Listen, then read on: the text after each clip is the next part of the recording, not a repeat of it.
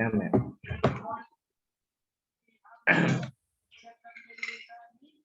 Nanti biar diulang-ulang sendiri, bisa dipelajari sendiri. Kalau ingin bawa lebih jelas bisa pakai HP-nya. Kalau nanti mempelajari bisa lihat YouTube. Monggo mungkin bisa dilanjut.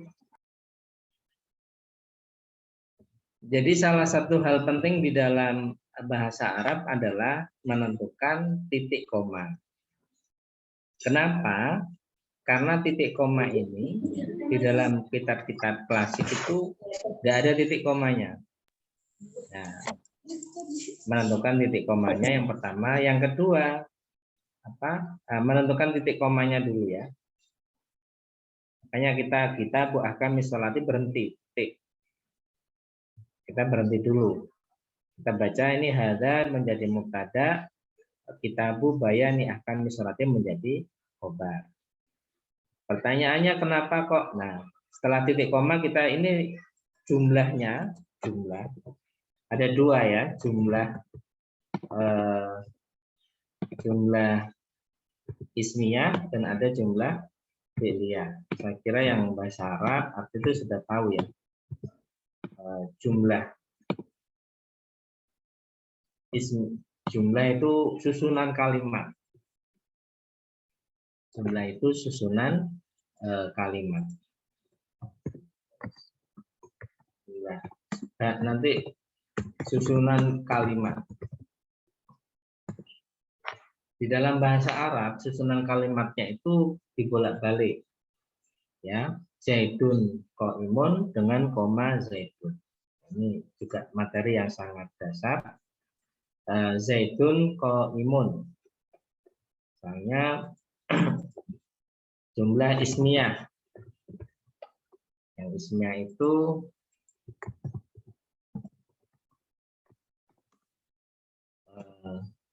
zaidun qaimun.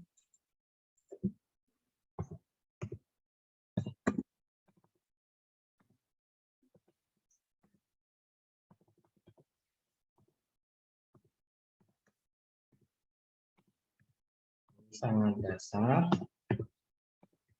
Harus tahu ini. Ismiyah.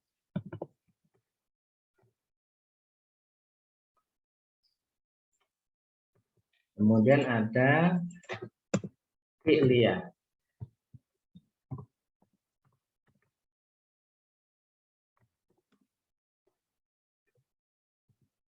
Saya menggunakan standar Mbak atau Kakang yang sangat paling tidak bisa ya untuk mengulang. Ini dibalik susunannya koma zaitun.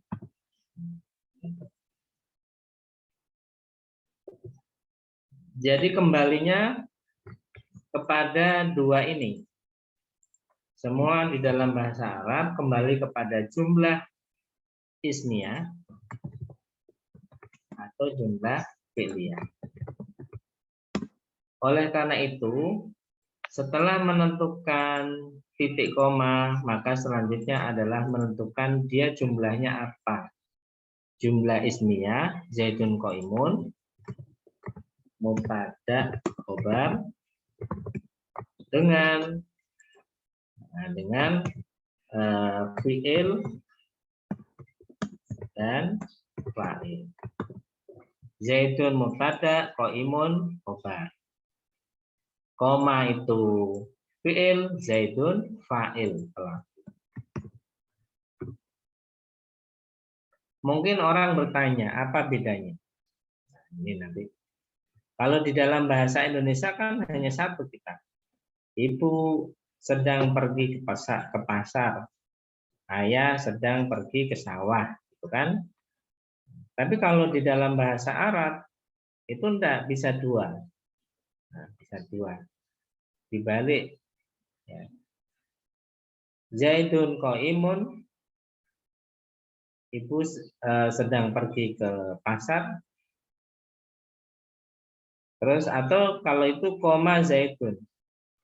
Ibu dahabat ummu al-um ila suq, misalnya dibalik gitu.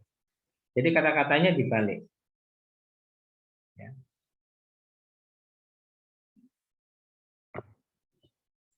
Apa artinya? Apa bedanya? Nanti kita belajar kepada ilmu apa namanya? Ilmu balaghah. Ada perbedaan antara jumlah susunan kalimat dari mubtada khobar dengan ada perbedaan antara jumlah mubtada khobar ismiyah dengan jumlah fi'liyah dan fa'il. Misalnya salah satu penjelasannya Zaidun qa'imun itu artinya selama-lamanya. Tapi kalau Zaidun qa'imun itu berdiri selamanya. Kalau koma Zaidun ada unsur at-tajaddud wal istimrar. Selalu diperbarui. Nah, nanti kita akan diskusi di bab ilmu balaghah.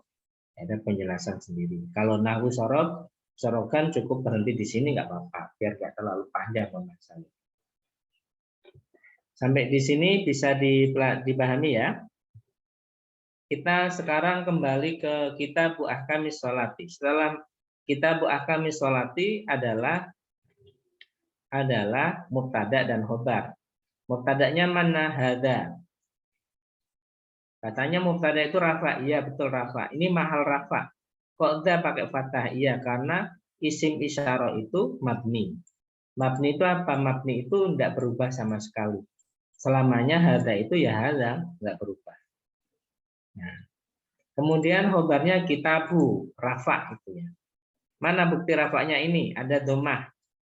Kitabu. Nah, satu hal penting di dalam nahwu shorob, kalau ada susunan dorob, susunan mudhof ilaih, bahasanya apa ya mudhof ilaih ya? Kalau bahasa Indonesia ini yang mudhof ilaih. Ini sama dengan apa? Kalau dalam bahasa Indonesia namanya kata majmu'. Kata majmu' itu apa? Contohnya begini, rumah, makan. Dua susunan kata yang digabung itu namanya kata majmu'. Kalau dalam bahasa Arab itu namanya mudhof ilaih. Yang depan itu mudhof, yang belakang itu mudhof ilaih. Saya samakan untuk memudahkan ya. Rumah makan, yaitu ta'ami, misalnya begitu. Baitul akli, ini rumah makan. Ini mudhof ilaih. Nah, kitabu menjadi mudhof, bayani ahkami as-sholati menjadi mudhof ilaih. Yang diharokati, yang di taghiru awahiril kalimi lihtilafil awamili ad-dakhilati 'alaiha lafdhan aw takdiran, yang berubah-ubah, yang di i'rab ini adalah khobarnya, adalah kitabu, mudhofnya. Mudhof ilaihnya wajib hukumnya wasan yajrur wan wimin au fiida. Wasan yajrur, dan yang kedua katanya Ibnu Malik dalam kitab Alfiyah, silakan dibaca bab mudhof. Di situ ada bait yang bunyinya wasan yajrur wan mimin au fiida. Dan yang kedua, maksudnya kedua itu adalah mudhof ujrur, jerkan. Jadi mudhof ilaih itu wajib, mudhof wajib hukumnya untuk dijerkan. Ini jer, bayani. Ahkami juga jer. Kasroh, as-sholati juga jer.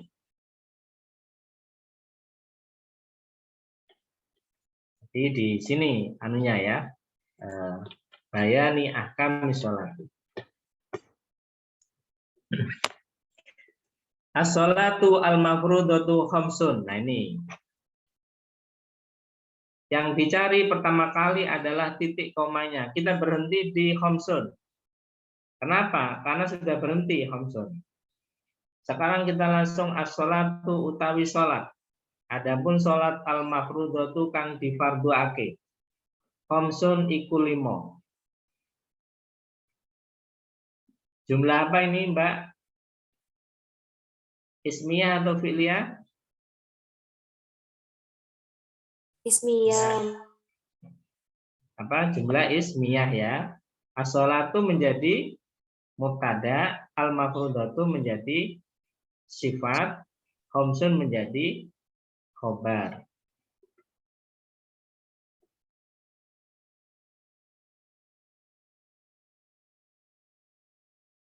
Ad-duhru rupane sholat duhur.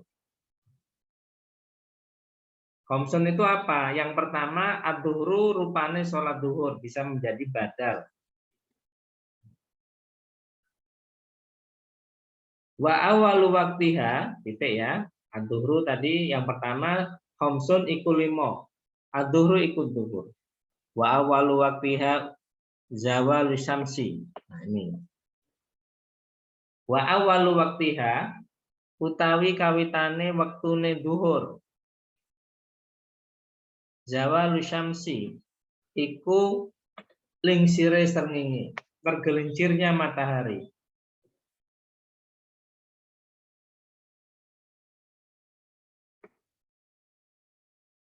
Kita titik aja. Kenapa kok titik? Sudah jumlah ismiyah. Zawalu wa awalu waktiha itu menjadi mubtada, zawalu samsi itu menjadi khobar. Kalau orang bertanya, ini ya, wa awalu kan asalnya awal ya. Wawunya wawu artinya dan. Wawunya ini untuk apa? Apakah ini wawu ataf ataukah wawu yang lain? Nah, ini kita jawab, wawunya adalah wawu istiqnaf, wawu ibtida, wawu yang ada di permulaan, wawu yang tidak punya arti dan kalau diterjemahkan. Tidak ada dannya, nggak ada.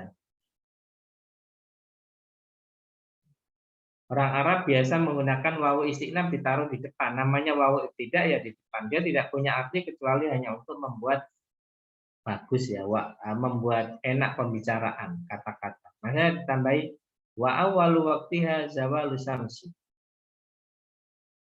Wa akhiruhu utawi akhire waktune duhur, mubtada lagi. Iku ida soro. Iku nalikane dadi dhillu kulli syai'in apa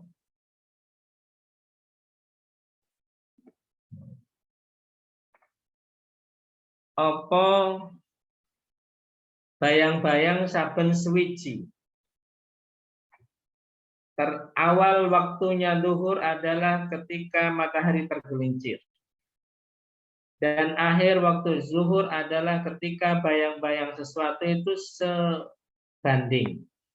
Mislahu iku seumpamane syai'. Ba'da dzilli zawali ing dalem sakwuse. Ba'da dzilli zawali ing dalem sakwuse bayang-bayang lingsire atau tergelincirnya matahari. Ba'da dzilli zawali ing dalem sakwuse bayang-bayang tergelincirnya matahari. Bayang-bayang tergelincir.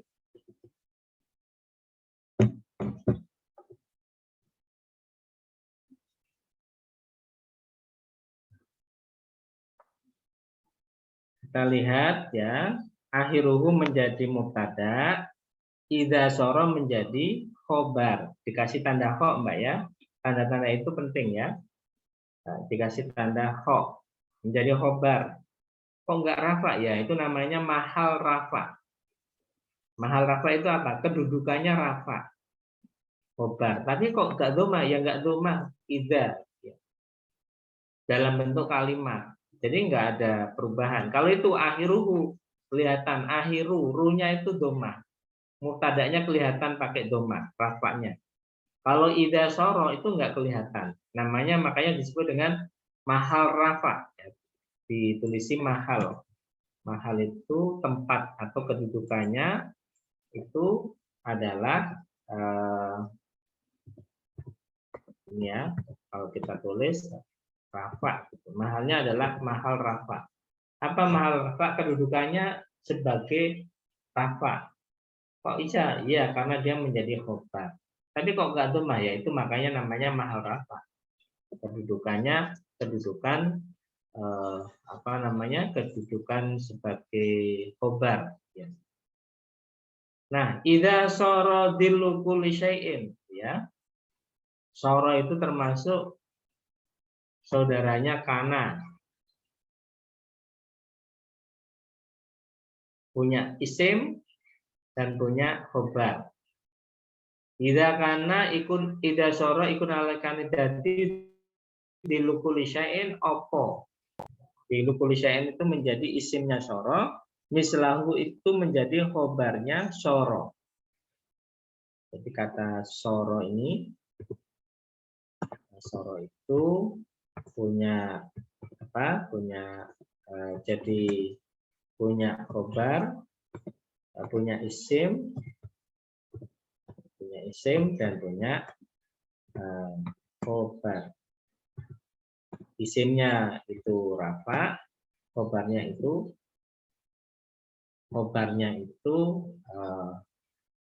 nasab. Khobarnya nasab. Ya agak jelimet ya kalau orang nggak pernah belajar bahasa Arab, mungkin agak kenapa kok penting membuat. Iya, kalau kita baca misluhu itu sudah disorak itu. Kalau di pesantren disorak. Kalau orang baca bahasa Arab keliru itu disorak. Kelihatan kalau dia nggak bisa bahasa Arab, Kang ini kalau baca khutbah, ya Rasulullahi misalnya, atau ya Rasulillahi. Kelihatan kalau dia nggak bisa bahasa Arab. Kalau nggak bisa bahasa Arab, berarti kompetensi di bidang bahasa Arab dia diragukan.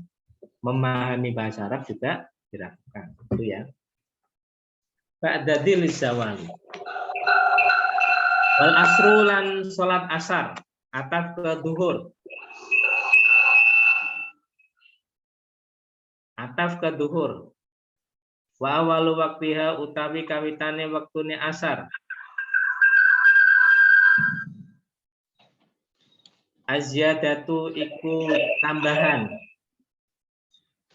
Itu bertambahnya ala didil misli. Ing atase bayang-bayang sejenis. Jadi kalau kita punya bolpen, pas bayangan bolpen itu masih sholat duhur. Kalau sudah tambah, bayangannya ya, bayangan matahari kita letakkan di atas di lapangan, ditaruh, kemudian bayang-bayangnya kok sebanding sama dengan pen itu, ukurannya misalnya 20 cm, bayang-bayangnya juga 20 cm. Nah, itu akhir dari sholat duhur. Kalau sudah masuk tambah ada bayang-bayangnya 21 cm. Sementara pulpen itu 20 cm. Sudah tambah. Itu berarti sudah masuk waktunya asar. Ya, itu masuk asar. Nah, wa awalu waktiha sama dengan tadi mubtada, wa awalu waktiha utawi kawitane waktune asar. Ini penting, kalau sekarang sudah nggak terlalu penting ya. Kenapa? Karena sudah ada jadwal sholat itu. Mbak Kakang sudah punya jam ya. Kalau di misalnya nggak bawa jam, nggak tahu apa-apa ke mana, ke hutan, ke gunung, ke laut, nggak ada apa-apa. Orang dulu kan ini konteksnya orang dulu kan nggak punya jam. Ya, enggak punya jam, enggak punya alat yang bisa mengetahui waktu. Ya ini caranya mereka. Kalau sekarang tinggal lihat waktunya. Azyadatu ala dilil misli. Wa akhiruhu titik ya. Titik. Kalau sudah 21 cm, kalau sudah 20,5 cm, padahal tadi ukuran bolpennya adalah 20 cm. Nambah sedikit saja itu sudah masuk waktu asar. Wa akhiruhu utawi akhire asar. Wa akhiruhu utawi akhire asar.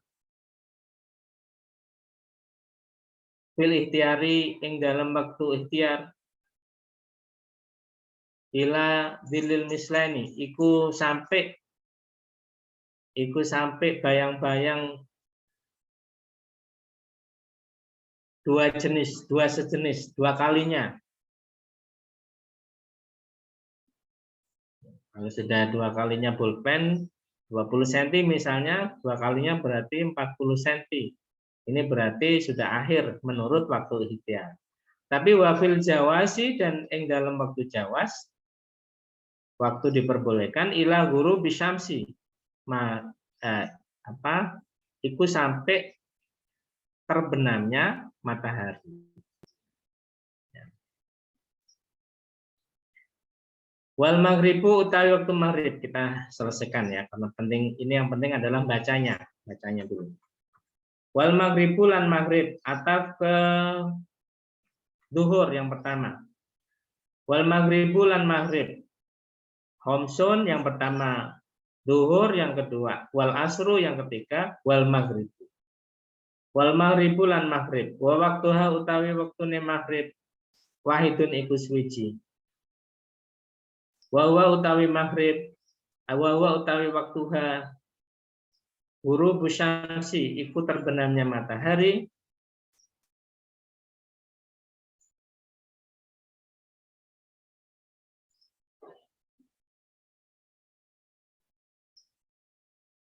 Wa bimik dari malan kelawan seukurane barang, kira-kirane barang.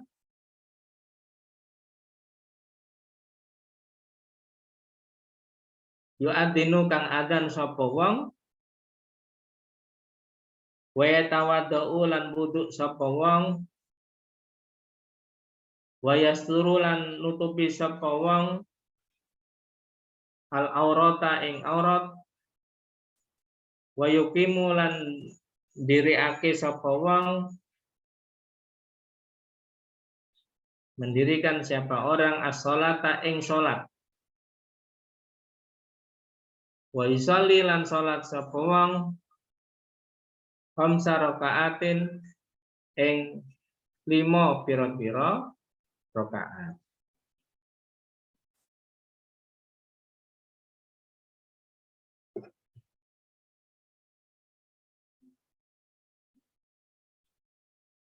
Waktunya maghrib adalah 1, yaitu terbenam matahari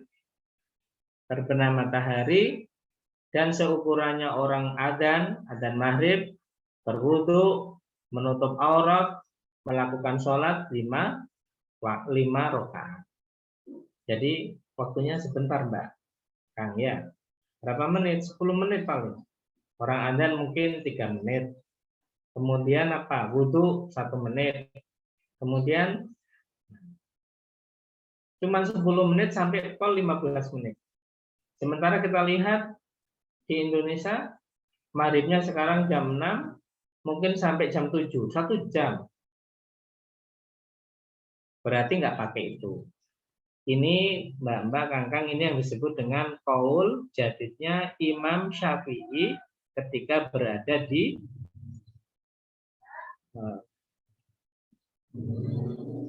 ini adalah qaul jadidnya Imam Syafi'i ketika ada di mana? Di Mesir. Imam Syafi'i terakhir ada di Mesir dan ini pakai qaul jadid. Nah, yang dipakai di Indonesia adalah qaul qadim. Qaul qadim adalah pendapat Imam Syafi'i ketika ada di mana? Di Baghdad. Kalau di Mesir 10 menit setelah azan sudah habis. Waktunya masuk maghrib 10 menit setelah itu sudah habis. Kenapa ya ini? Azan, wudu, sholat 5 waktu, nutupi aurat sudah habis ya, selesai. Kalau sekarang kita nggak itu, waktunya 1 jam, jam 6 sampai jam 7. Ini pakai qaul apa? Qaul qadim. Qaul pendapatnya Imam Syafi'i ketika ada di Baghdad. Pendapatnya apa?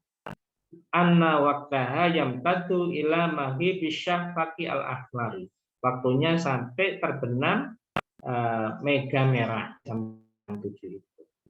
Wal isya'u lan isya. Wa awwalu waqtiha lan utawi kawitane wektune isya iku idza ghaba asyafaqu al-ahmaru. Iku nalikane hilang asyafaqu apa mega al-ahmaru kang merah. Wa akhiruhu utawi akhire ya. Wa akhiruhu utawi akhire waktune isya fil ikhtiari ing dalam waktu ikhtiar. Waktu ikhtiar apa, waktu jawaz apa, nanti kita bahas sendiri ya. Fil ikhtiari ing dalam waktu ikhtiar ila sulusil laili. Waktu pilihan ikhtiar ila sulusil laili iku sampai 2/3 malam. Tapi itu waktu ikhtiar, waktu pilihan. Wa fil jawazi ila tulu'il fajri asani. Lan ing dalam waktu jawaz, waktu boleh iku ila tulu'il fajri, iku sampai terbit fajar asani yang kedua.